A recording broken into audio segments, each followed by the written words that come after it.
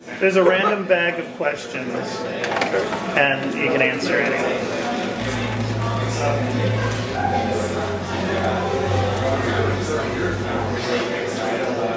Okay, the question is, are you in love? And well, it depends on what you define as love. I'm in love with my friends. I'm in love with my ex-lover. I don't have a lover. I'm in love with my cats. I would say I'm pretty happy with my life. I wouldn't say I'm necessarily in love with it, but I'm pretty happy with it. I love my family. And I love art. And I love the theater. How do you define marriage?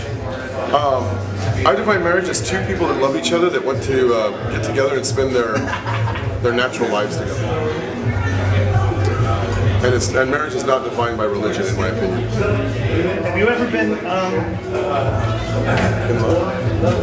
Yeah, have you ever been in love? Yes, absolutely. Yeah, twice. But the one that took was my love from my friend Henry. He was my boyfriend, and then after that, we became like ex-boyfriends. But we're still in love with each other. We're like two old men whipping each other with lilies.